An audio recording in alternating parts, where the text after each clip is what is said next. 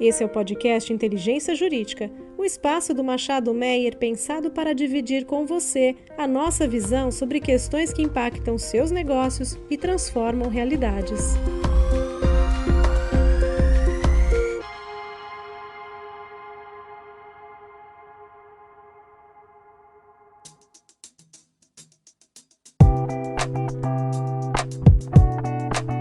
Olá a todos e a todas, bem-vindos a mais um episódio do podcast Inteligência Jurídica do Machado Meyer. Meu nome é André Menon e hoje tenho o prazer de estar aqui para trazer as mais recentes atualizações da quinzena com os meus associados César Mangione e Daniela Arca. Olá, pessoal. Olá, André, tudo bem? Oi, André, tudo bem? Pessoal, como de costume, queria começar aqui falando das principais decisões com relação aos tribunais superiores, né? A gente teve, acho que, uma quinzena bastante agitada. Temos alguns temas aqui de STF e STJ para discutir. Você traz isso para a gente, Daniela, por favor? É claro. Eu vou começar aqui falando de um assunto que a gente trouxe no último podcast, que era sobre o julgamento do tema 684 e tema 630, que é da incidência do PIS/COFINS sobre a receita advinda na locação de bens móveis e imóveis. Esses casos seriam levados a julgamento no dia 18 de agosto, mas eles foram retirados de pauta e não há previsão de inclusão em nova data. Com relação ainda às decisões do Supremo, acho que tem mais uma que é importante a gente comentar. Uma decisão super recente, né, da DPF 1004, movida pelo Estado do Amazonas, né, o requerente ao Estado do Amazonas, visando aqui a discussão com relação às decisões proferidas pelo Tribunal de Impostos e Taxas do Estado de São Paulo de glosa de crédito de ICMS nas operações de aquisição de produtos da Zona Franca de Manaus. Então, o Estado do Amazonas, ele entra com essa ADPF exatamente para deixar claro que essa glosa de crédito ofenderia aqui o artigo 40 do ADCT, né, o artigo 15 da Lei Complementar 24 de 75, e seria, portanto, ilegal, inconstitucional. O ponto é que esse já é um pleito bastante antigo dos contribuintes, né, paulistas, com uma consequência muito séria, né, porque desencoraja aqui os contribuintes paulistas a adquirirem produtos da Zona Franca de Manaus, porque sabem do entendimento do fisco do Estado e também do Tribunal Administrativo do Estado de glosa e de manutenção dessa glosa, dessas aquisições feitas da Zona Franca de Manaus, né, no Estado do Amazonas. O ponto é que a DPF, ela teve o segmento negado, pretensamente porque a gente estaria falando aqui de um recurso que teria um cabimento excepcional, né, quando não coubesse aqui qualquer outra ação, qualquer outro recurso para discussão na matéria. E nesse caso, o STF entendeu que não foram esgotadas as vias ordinárias, as vias existentes aqui para a discussão dessa matéria e, portanto, negou seguimento a essa ADPF. Eu friso novamente aqui o impacto disso para os contribuintes, né? Uma situação que se alonga há bastante tempo e a gente continua aqui num cenário de segurança, trazendo para o contribuinte paulista mais uma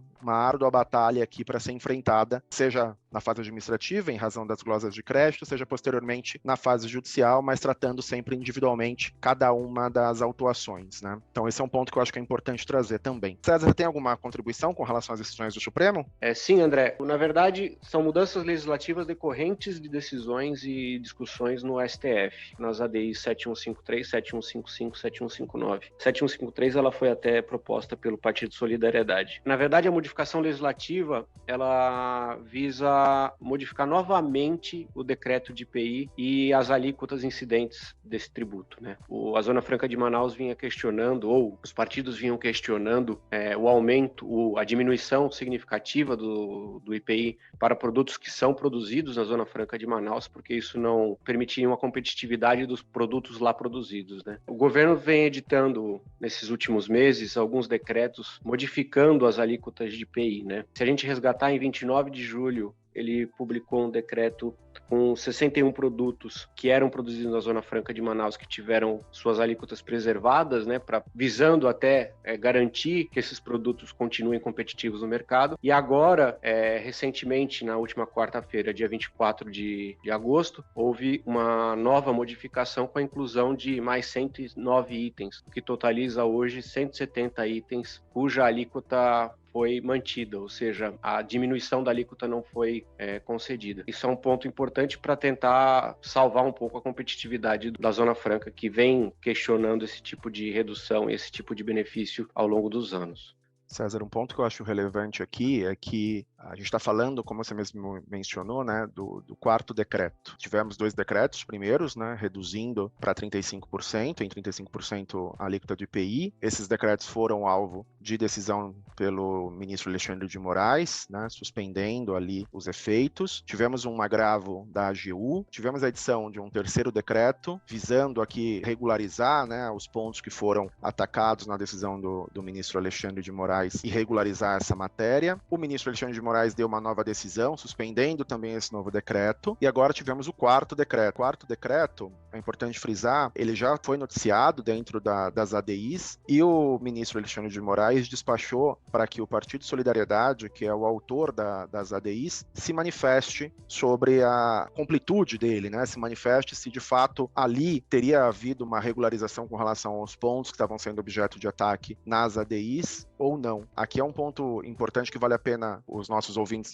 se manterem sempre atualizados, porque muito provavelmente agora vamos ter uma outra decisão do ministro Alexandre de Moraes, seja para suspender novamente esse decreto, seja eventualmente para entender por eventual perda de objeto da ADI, ou enfim, seja para entender aqui pela manutenção da discussão, focado exclusivamente com relação aos períodos anteriores, passo que esse decreto teria regularizado eventualmente eventuais problemas de inconstitucionalidade. Então é um tema interessante e é importante que os nossos ouvintes se mantenham sempre atualizados com relação a essa matéria também. Eu tenho uma decisão aqui do Supremo que acho que a gente precisa comentar, que é o do tema 1124, que é uma questão de TBI. Porque nesse tema 1024, em fevereiro de 2021, o STF fixou a seguinte tese: o fato gerador do imposto sobre transmissão inter vivos de bens imóveis somente ocorre com a efetiva transferência da propriedade imobiliária, que se dá mediante o registro. Então, houve o entendimento do STF que na seção de direito de compra e venda não teria a transferência de propriedade pelo registro imobiliário e, consequentemente, não haveria que se falar na incidência do ITBI. Que nesse caso, houve a oposição de embargos de declaração e agora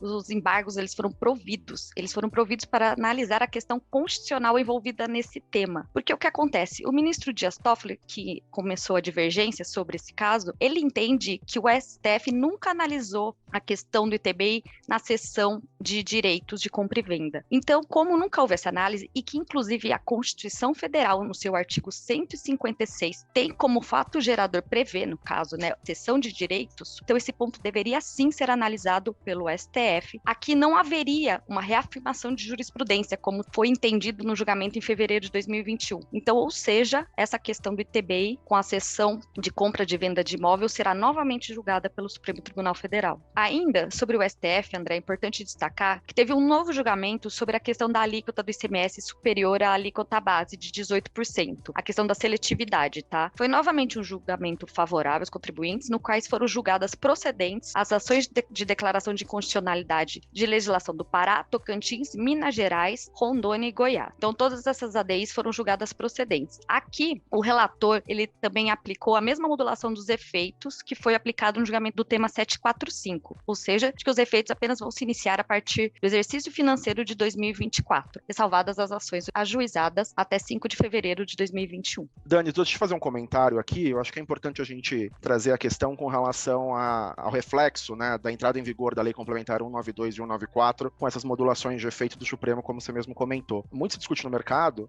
se o fato de a Lei Complementar 192 e 194, que trouxeram aqui, positivaram as discussões de essencialidade do ICMS nos produtos declarados essenciais, ela poderia existir em uma data diversa daquela definida pelo Supremo nas modulações de efeito. Então, um ponto que me parece importante deixar claro é que a gente está falando de dispositivos totalmente diferentes. Uma coisa é a decisão de modulação de efeitos do Supremo, que vincula o judiciário e que vai ser aplicada para todas as empresas que entrarem com ação judicial discutindo essa mesma matéria, né? Ou não entraram ainda, mas vão entrar.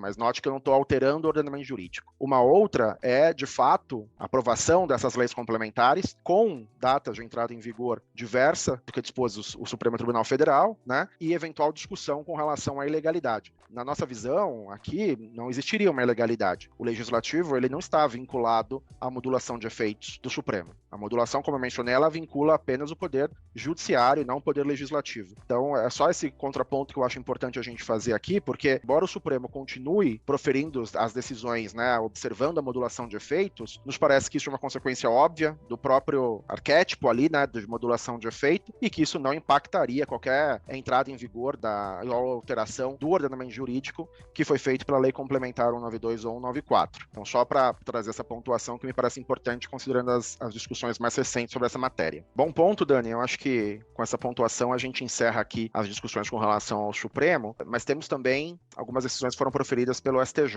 né? Você consegue nos atualizar sobre elas? No Superior Tribunal de Justiça, a gente teve uma decisão recente favorável aos contribuintes pela primeira turma do Superior Tribunal de Justiça, numa análise da questão da dedutibilidade da remuneração paga para diretores e conselheiros. Tá? Nesse acórdão, eles estavam discutindo a Instrução Normativa 93 de 97, no qual ela fala que seriam dedutíveis da determinação do lucro real, sem qualquer limitação, as retiradas dos sócios, diretores ou administradores, desde que escriturados em custos ou despesas operacionais e correspondam à remuneração mensal e fixa por prestação de serviço. Então tinha esse entendimento de que só seria dedutível a remuneração mensal e fixa paga para diretores e conselheiros, por meio dessa instrução normativa, e que também tinha no antigo RIR, no Decreto 3.000, essa previsão. O Superior Tribunal de Justiça entendeu que essa limitação não seria legal. Então, por isso, por maioria, né, nesse caso foi um julgamento por maioria de 3-2, reconheceu a possibilidade de dedução da base de cálculo do IRPJ a remuneração paga a administradores a título de despesas, independentemente de serem fixos e mensais, afastando a limitação contida nessa instrução normativa. Então esse é o caso muito importante que foi julgado e foi favorável aos contribuintes.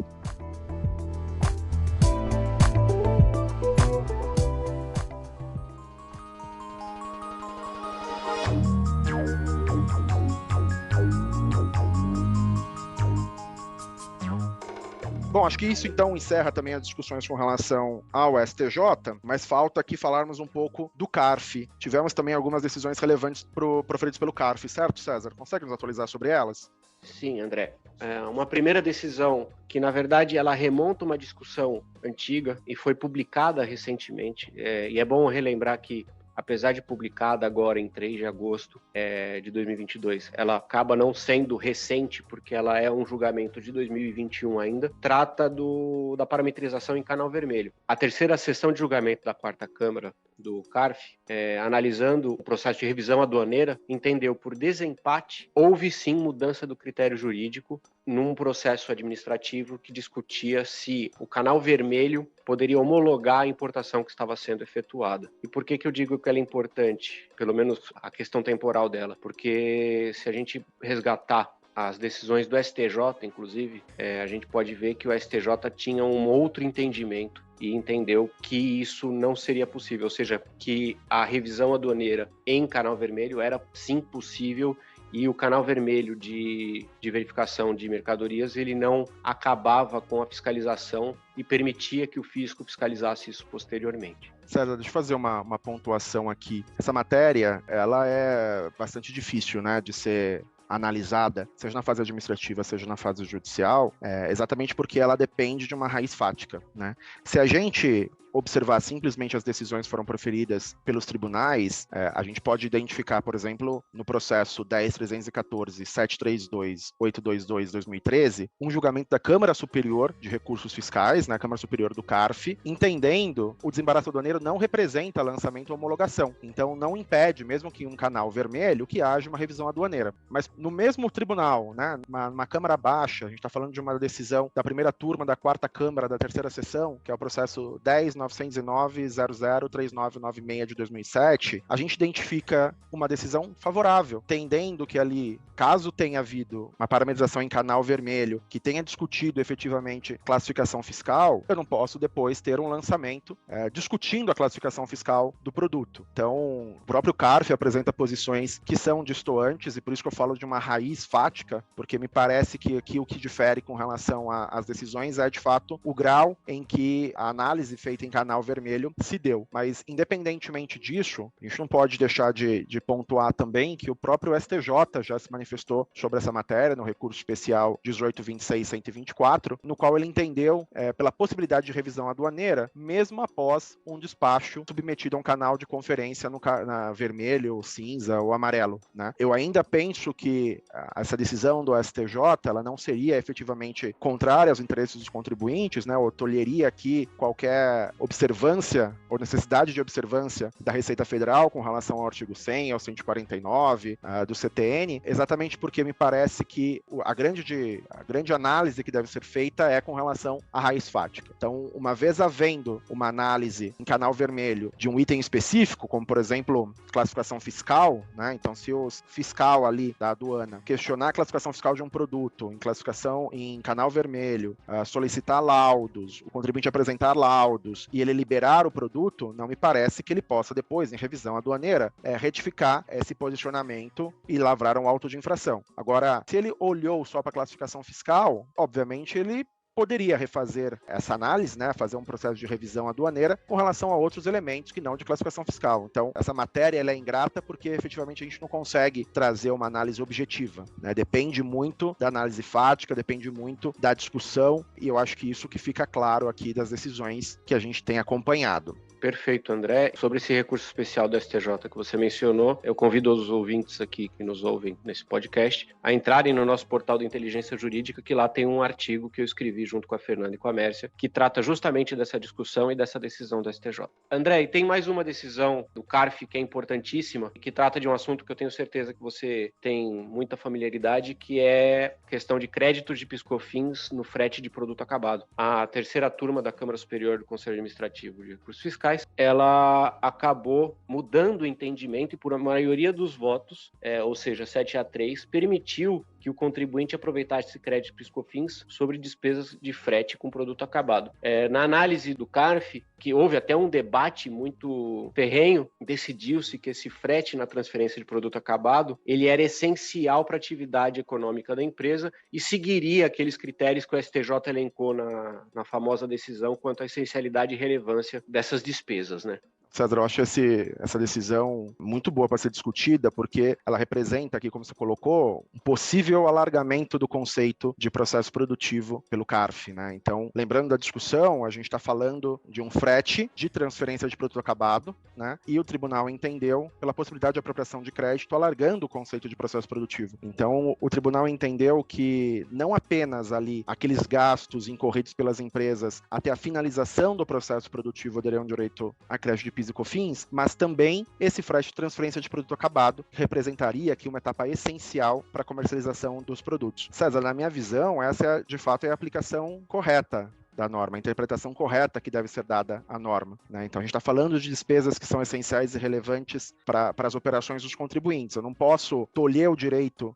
de crédito, na minha visão, de uma despesa essencial e relevante, porque ela é exercida em um momento em que o produto já está acabado. Não tenho como separar aqui a cumulatividade ou não cumulatividade do PIS e da COFINS, a depender da forma ou depender do momento em que o contribuinte exerce ali o seu direito com relação a uma despesa. Eu vejo com muitos bons olhos essa decisão, obviamente ela vai ser agora objeto de recurso, vale a pena os nossos ouvintes acompanharem também qual vai ser o desfecho junto ao tribunal, mas me parece que aqui seria uma decisão que poderia ser entendida como um divisor de águas para um alargamento desse conceito de processo produtivo dentro do CARF. André, na verdade eu falei que houve um debate ferrenho porque vamos resgatar a fala do Rosaldo Trevisan, que foi o julgador que abriu a divergência, né? E nas palavras dele, o que foi dito foi o seguinte: eu ainda não me convenci de que as leis que tratam de PIS/COFINS permitem créditos em relação ao frete de produtos acabados. Esses produtos não são nem insumo, porque não são relativos à produção, e nem uma operação de venda, porque é uma mera transferência. E ele foi seguido pelos outros dois conselheiros que fecharam os 3 votos desfavoráveis. Ou seja, há conselheiros ainda que não aplicam os critérios de essencialidade e relevância que o STJ traz e não abrem esse conceito de processo produtivo que você mencionou. Exato. É mais um reforço aqui, de fato, então, de que a gente tem que continuar acompanhando essa decisão, porque ela vai ser um paradigma nessas discussões, né?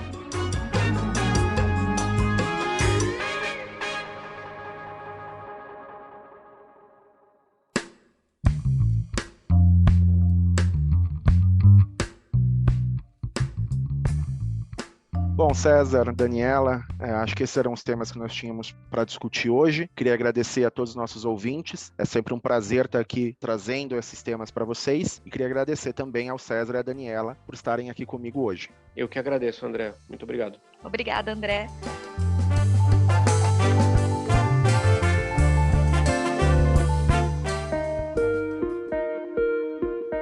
Você ouviu o podcast Inteligência Jurídica, o espaço de encontro para dividirmos com você a nossa visão sobre as questões que impactam os seus negócios.